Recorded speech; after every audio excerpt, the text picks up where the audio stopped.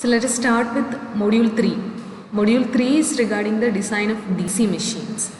So here we have to design DC machines, including its armature, the field system, the interpoles, commutator, etc. Everything we have to design. So let us start with the module. So we are in this particular lecture, we will be discussing about the main dimensions and specific loadings of DC machines. Okay. So the main dimensions in a rotating machine are the diameter of the stator bore and the length of stator core, D and L. So for all the rotating machines, not only DC machines, for all the rotating machines, these are the two main dimensions. Diameter of the stator bore D and the length of the stator core L. D and L are the main dimensions of rotating machines. So now let us move on to the total loadings. These are also common to all the rotating machines, whether AC or DC machines. So total loadings are of two types, total magnetic loading and total electric loading. The total magnetic loading is the total flux around the armature periphery at the air gap. So it is the total flux available around the armature periphery of a rotating machine, and it is represented as P into phi. So we know that phi is the flux per pole. So we need the total flux. So flux per pole into total number of poles will give the total magnetic loading. So P is the number of poles and phi is the flux per pole.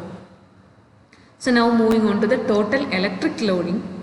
The total electric loading is the total number of ampere conductors around the armature periphery at the air gap. Total number of ampere conductors around the armature periphery at the air gap. So it can be represented as IZ into Z, where IZ is the current in each conductor and Z is the total number of conductors. So current in each conductor into total number of conductors will give us an idea about how much that particular machine is electrically loaded. Current in each conductor into number of conductors will give an idea about the electric loading of the machine. That parameter is known as total electric loading. Number of ampere conductors, total number of ampere conductors, IZ into Z. So next, the specific loadings. So there are specific magnetic loading as well as specific electric loading, which are two main parameters in the design of rotating machines. So first of all, let us see the specific magnetic loading, which is denoted as B average. Specific magnetic loading B average. So it is defined as the average flux density around the armature periphery at the air gap. Average flux density in the air gap. Simply speaking, specific magnetic loading is the average flux density in the air gap. So that is why it is denoted as B average, flux density in the air gap. Okay, average flux density in the air gap. And we can express it as total flux divided by area of flux path around the air gap. Okay, so it is the average flux density. So it will be flux divided by area. So B average is equal to total flux around the armature periphery divided by area of flux path at the air gap. So that is P phi divided by pi dl. So P is the number of poles, phi is the flux per pole, D is the diameter of the armature, and L is the armature core length.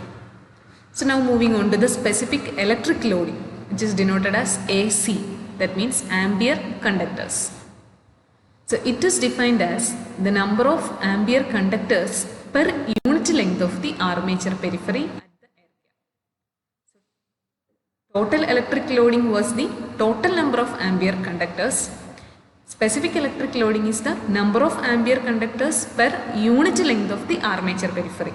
Armature circumference എടുത്താൽ അതിലൊരു unit ലെങ്തിൽ എത്ര number of ampere conductors ഉണ്ട്.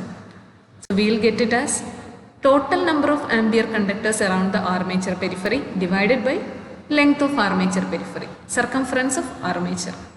That is IZ into Z divided by pi d. This is the circumference of the armature.